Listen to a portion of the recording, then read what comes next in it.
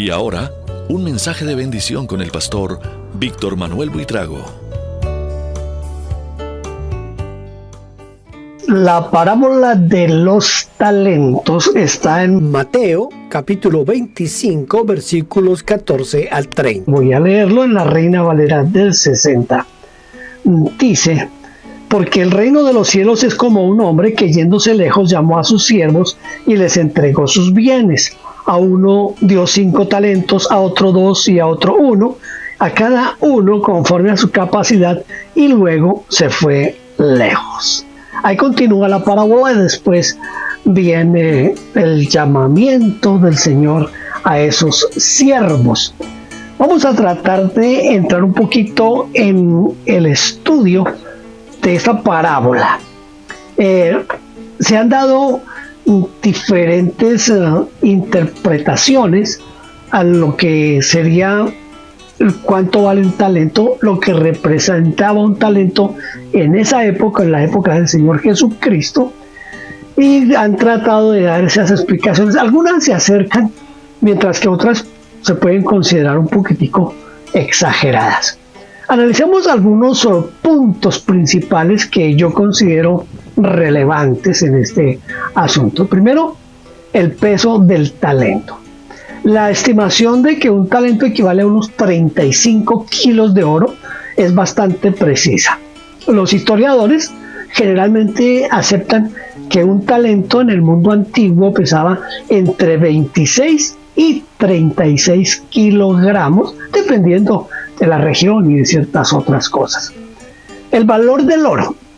Bueno, el valor del oro varía, fluctúa constantemente, por lo que es difícil hacer una comparación directa con las monedas modernas como el peso colombiano o el dólar canadiense. Además, el poder adquisitivo del oro en la antigüedad era diferente al de hoy. En tercer lugar, la riqueza representada. Es correcto afirmar que los talentos mencionados en la parábola representaban una suma considerable de riqueza. Un talento de oro era efectivamente una cantidad enorme de dinero en la época de Jesús, equivalente al salario de varios años de trabajo para un trabajador común. Los cálculos específicos. Los cálculos presentados, los 5 talentos equivalen a 175 kilogramos, 2 talentos a 70 kilogramos y un talento a 35. Son consistentes con la estimación de 35 kilogramos un talento. Sin embargo, la consideración tanto en pesos colombianos como en dólares canadienses modernos es un problema por las razones que mencioné arriba. Es diferente el contexto. Pero veamos un poco de ese contexto histórico. Es importante recordar que Jesús usaba estas cantidades en una parábola para ilustrar un punto espiritual, no necesariamente para reflejar transacciones económicas que eran comunes en la época. Aunque interpretar correctamente la idea de que los talentos representaban una gran riqueza, las comparaciones directas con valores en monedas modernas deben tomarse con cautela. Lo esencial es entender que la parábola habla de cantidades significativas confiadas a los siervos, independientemente de su valor exacto en términos modernos. Pero si me detengo en la interpretación monetaria, ¿cuál sería la mejor forma de trasladarlo a una moneda moderna, como el dólar, por ejemplo, el dólar americano? Este es un ejercicio interesante, tratar de trasladar los valores al dólar, aunque debemos tener en cuenta que cualquier estimación será aproximada, pues debido a las diferencias económicas entre la antigüedad y lo que es ahora, ¿verdad? Sin embargo, podemos hacer un cálculo aproximado siguiendo estos pasos. Primero, el peso del talento. Usaremos la estimación de 35 kilogramos de oro por un talento, como ya mencioné. El precio actual del oro. Mire, el precio del oro fluctúa tanto y todos los días está cambiando, que yo tengo aquí una fecha de abril del 2024 y el precio del oro rondaba en los $2,000 por onza Troy. Sin embargo, recomiendo verificar el precio actual para un cálculo más preciso. Yo tomo los 2.000 porque me es más fácil en este momento para hacer las cuentas. Entonces vamos a hacer la conversión de unidades. 1 kilogramo son 32.15 onzas Troy aproximadamente. Entonces el cálculo sería el valor de un talento, 35 kilogramos, o sea 32.15 onzas, por 2.000 la onza. Eso equivaldría a $2.250.500. Por lo tanto, basándonos en estos cálculos aproximados, diríamos que 5 talentos equivalen a $11.252.500. 2 talentos a $4.501.000 y un talento a $2.250.500. Estos valores son enormes incluso en la economía moderna, lo que refleja la magnitud de la riqueza que estos talentos representaban en la antigüedad. Miremos estas consideraciones como un poquito adicionales. Primero, el poder adquisitivo. Estas cifras no reflejan directamente el poder adquisitivo en la época de Jesús. El valor relativo del oro era diferente entonces. En segundo, el contexto socioeconómico. En la antigüedad, la concentración de riqueza era aún más pronunciada que hoy. Estas cantidades estarían al alcance de solo una pequeña élite. El tercero, el propósito de la parábola. Jesús usó estas grandes sumas para enfatizar la importancia de la responsabilidad y la buena administración, no necesariamente para reflejar transacciones cotidianas en lo económico. Cuarto, la variabilidad histórica. El valor del talento varió a lo largo del tiempo y entre diferentes regiones del mundo antiguo, no era siempre el mismo. Igual que el dólar hoy. Aunque estas cifras en dólares nos dan una idea de la magnitud, lo más importante es entender que los talentos en la parábola representan sumas extraordinariamente grandes, confiadas a los siervos para su administración. Vamos ahora a tratar de entender las razones por las cuales el que recibió solamente un talento tuvo miedo y no invirtió el dinero. Yo sé que esto es algo especulativo, pero es un buen ejercicio para tratar de aplicarlo hoy a nuestras vidas. Esto implica cierta especulación, es un ejercicio valioso para extraer lecciones aplicables a nuestras vidas actuales. Analicemos algunas posibles razones y sus implicaciones modernas. Primero, ¿por qué el siervo hizo esto? Porque tuvo miedo al fracaso. El siervo antiguo es ese siervo que pudo temer perder el dinero de su señor y enfrentar consecuencias severas. Hoy muchas personas evitan tomar riesgos o iniciar proyectos por miedo a fallar. En segundo lugar, al siervo le faltó confianza en sí mismo. Quizás el siervo no se sentía capaz de manejar una suma tan grande. Hoy, la baja autoestima o el síndrome del impostor pueden impedir que las personas aprovechen las oportunidades. Tercero, ese malentendido que tuvo el siervo sobre las expectativas. El siervo pudo interpretar erróneamente que su tarea era simplemente guardar el dinero. Hoy, en nuestro tiempo, a veces la falta de comunicación clara en el trabajo o en las relaciones lleva a malentendidos sobre lo que se espera de nosotros. En cuarto lugar, la comparación con otros. El siervo, aquel de la parábola, al recibir menos que los otros, pudo sentirse menos valorado o menos capaz. Hoy en nuestros días, la comparación constante con otros, especialmente en las redes sociales, puede paralizar nuestras propias iniciativas. En quinto lugar, la mentalidad de escasez. El siervo de la parábola pudo centrarse en lo poco que recibió en comparación con los otros, en lugar de ver la oportunidad. Hoy, pensando en nosotros hoy, enfocarse en lo que nos falta en lugar de en lo que tenemos. Eso puede limitar nuestro crecimiento. Sexto, la comodidad de la zona de confort. Allá el siervo antiguo, él pensó que enterrar el dinero era la opción más fácil y más segura. Hoy, a menudo, evitamos salir de nuestra zona de confort, perdiendo oportunidades de crecimiento. En séptimo lugar, la falta de visión a largo plazo. El siervo de la parábola pudo no ver el potencial de crecimiento a largo plazo. Hoy nosotros, en nuestra época, en nuestro tiempo, la dificultad para planificar y visualizar el futuro puede impedir que tomemos decisiones beneficiosas a largo plazo. Octavo, el perfeccionismo paralizante. El siervo de la parábola tuvo temor a no hacerlo perfectamente y eso lo pudo llevar a no hacer nada. Nosotros hoy, de pronto el excesivo perfeccionismo puede impedir que iniciemos o completemos nuestros proyectos. ¿Cómo aplicarlo a nuestras vidas? Primero, cultivar la valentía y la disposición a asumir riesgos calculados. Segundo, desarrollar la autoconfianza y reconocer nuestras capacidades. Tercero, buscar claridad en las expectativas en nuestras relaciones personales y profesionales. Cuarto, evitar comparaciones poco saludables y centrarnos en nuestro propio crecimiento. Quinto, adoptar una mentalidad de abundancia y de oportunidad.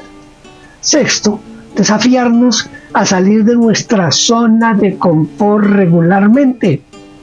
Séptimo, desarrollar una visión a largo plazo. Necesitamos planificar hacia el futuro. Octavo, necesitamos equilibrar la búsqueda de la excelencia con la acción y el progreso.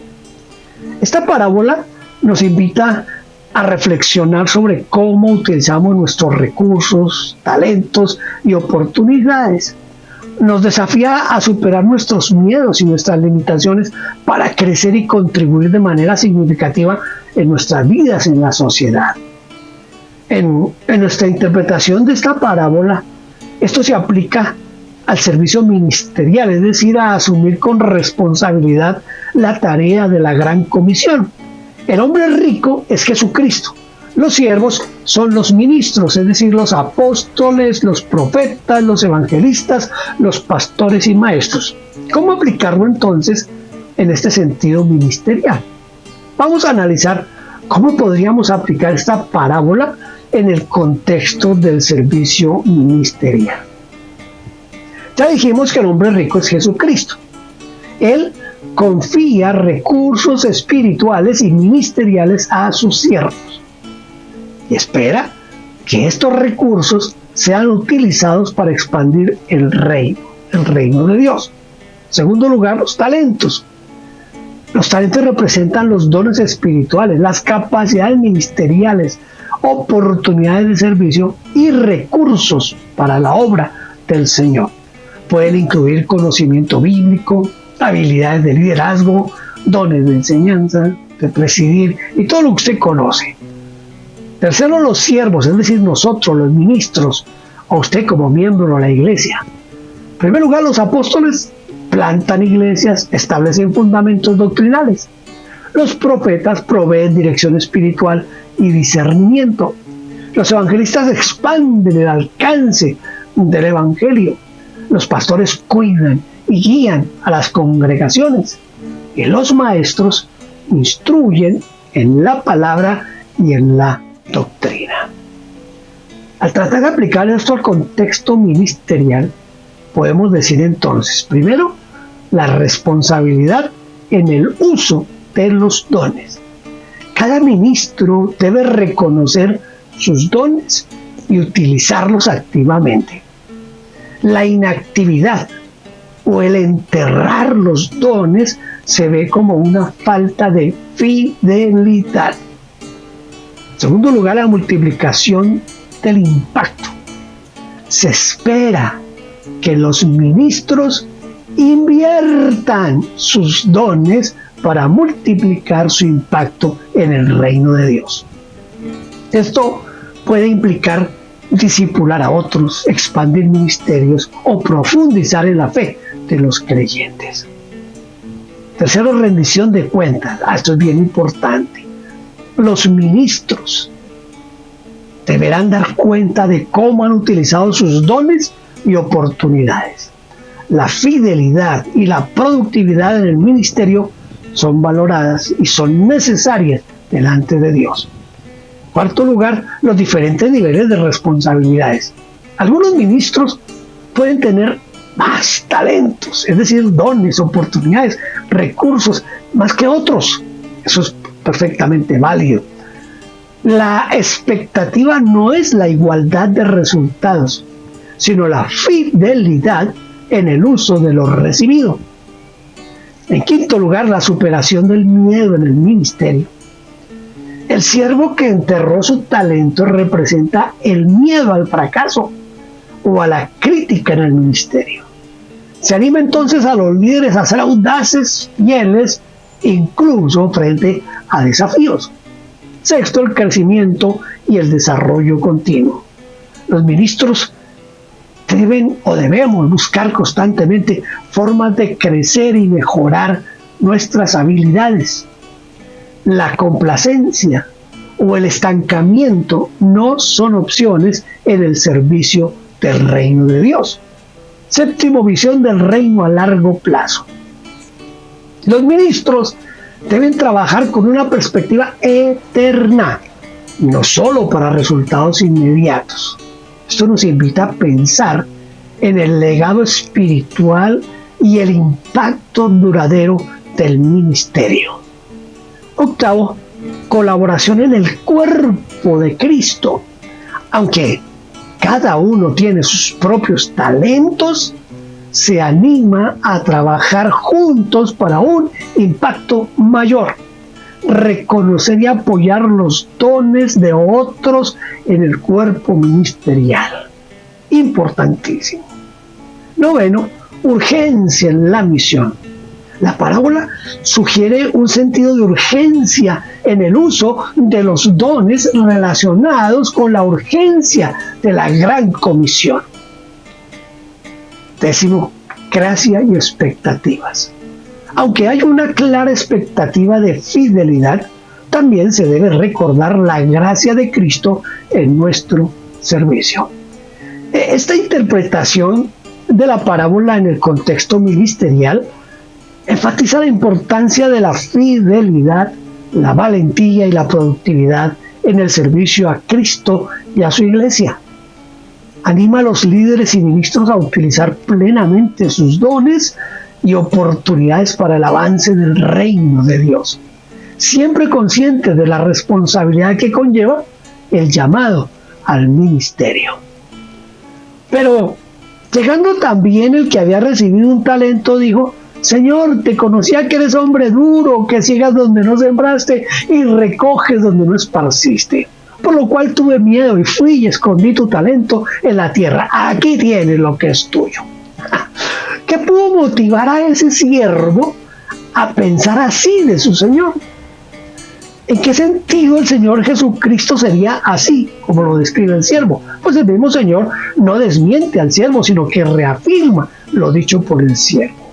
Mira, esta es una observación muy perspicaz y esta es una pregunta profunda que toca aspectos complejos de la parábola. Analicemos esta situación desde varias perspectivas. Primero, la percepción del siervo. El siervo describe al Señor como un hombre duro, que ciega donde no sembró y recoge donde no esparció.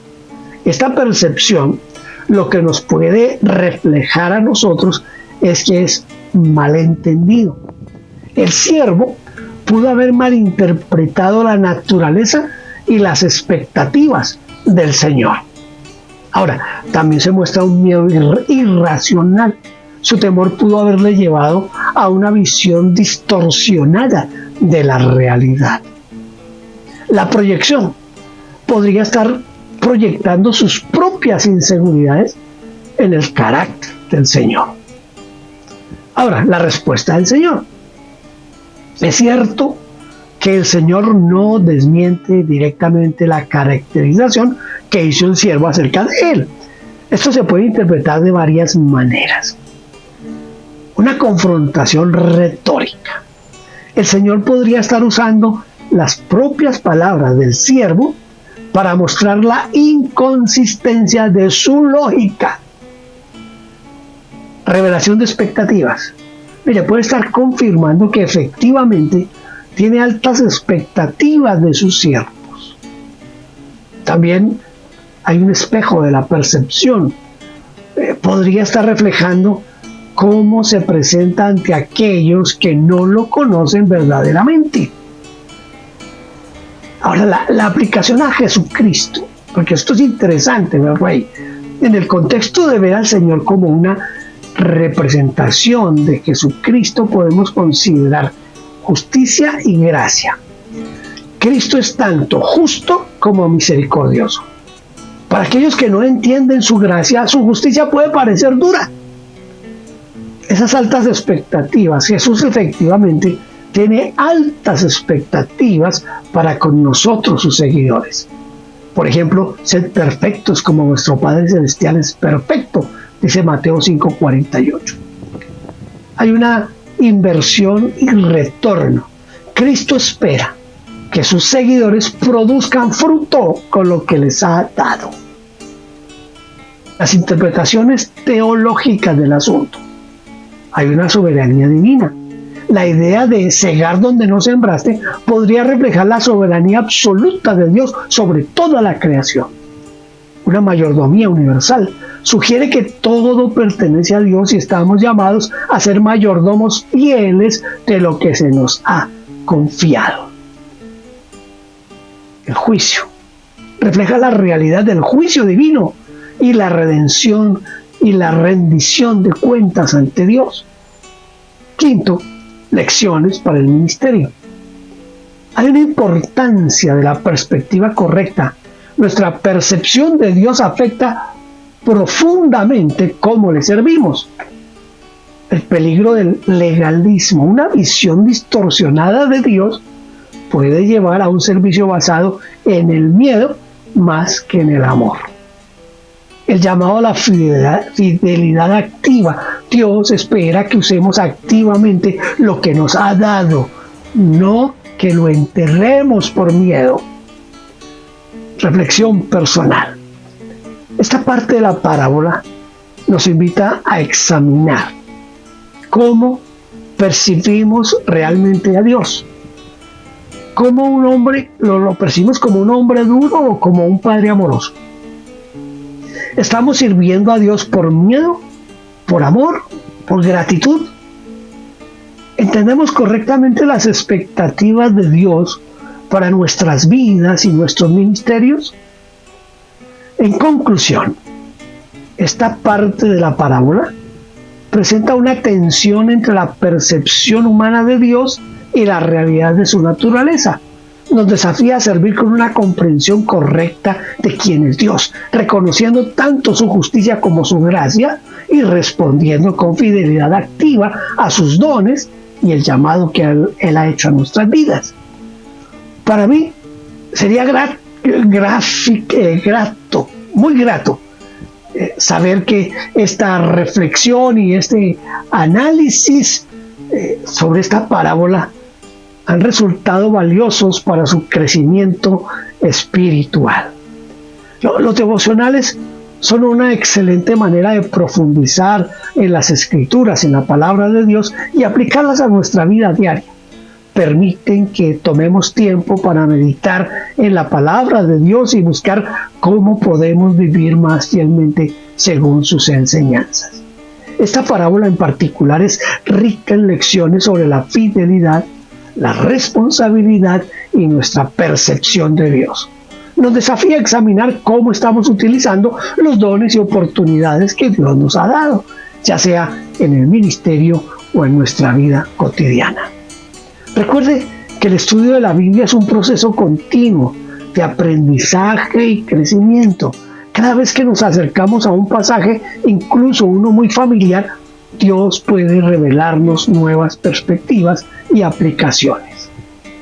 Que este tiempo de reflexión le inspire a seguir buscando y sirviendo a Dios con todo su corazón.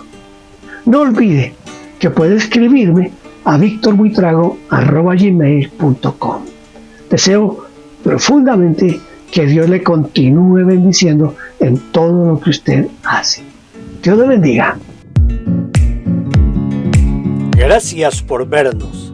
Déjenos su huella suscribiéndose y comentando. No olvide campanita y compartir. Dios le bendiga.